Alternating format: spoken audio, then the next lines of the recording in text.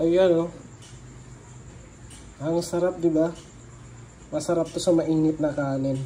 Saka yung aroma, yung basil leaves, yung anghang ng paminta, saka yung ginger na lalasahan mo. Alright? Another bite. Bismillah. With rice.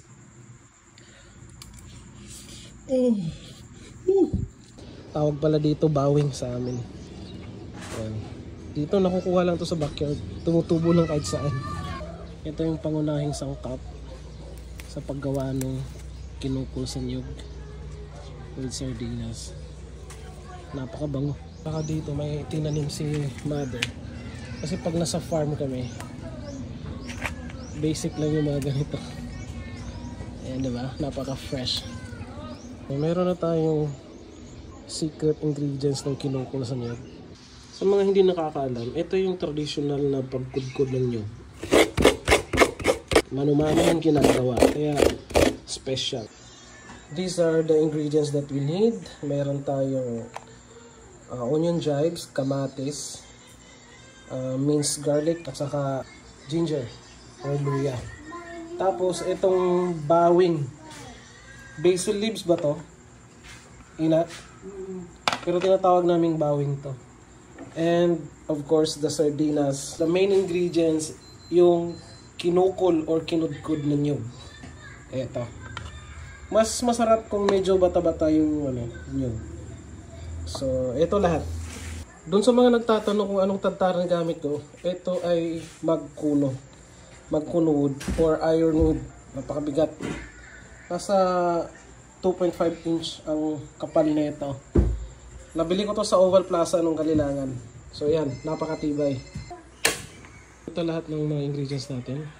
Unahin natin yung kamatis, bawang, and to follow yung luya. Oil in. High heat. Tapos, adjust nyo lang pag sobrang init na. Garlic.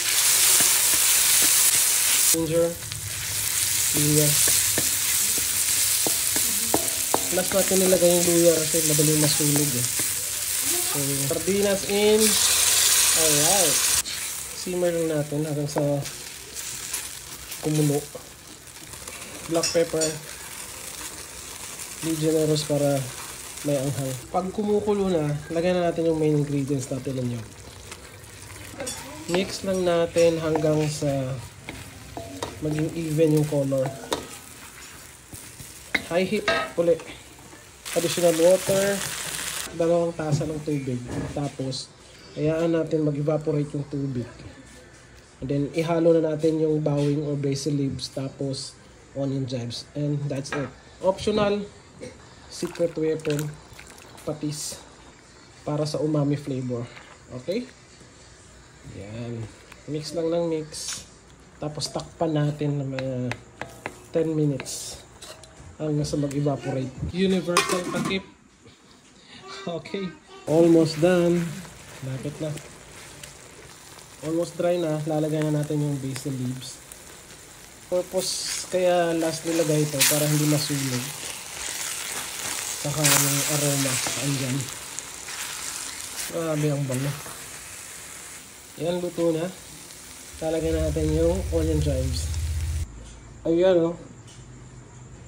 Ang sarap, di ba? Masarap to sa mainit na kanin. Usually, nagluluto si mama nito pag nasa farm kami. Nagtatanim ng mais, nagtatanim ng mga crops namin. Ito yung mga lunch na siniserve namin sa mga tao. Napaka-special nito. It brings back the memories. Let's try. First bite. Look at that. Bismillah.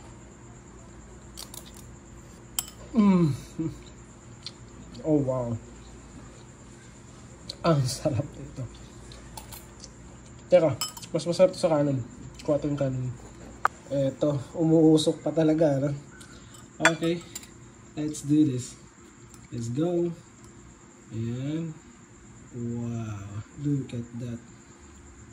Pag kinain nyo to guys, sigurado magugustuhan nyo. Saka yung aroma, yung basil leaves, yung anghang ng paminta, saka yung ginger na lalasahan mo.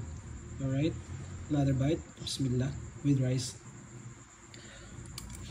Woo! Wow. Ang sarap. Another one. Bismillah. Ang sarap talaga. Sobra. Wow. The best. Subukan nyo. Sundin nyo lang yung recipe. Makikita nyo naman sa video. Okay. Another last bite.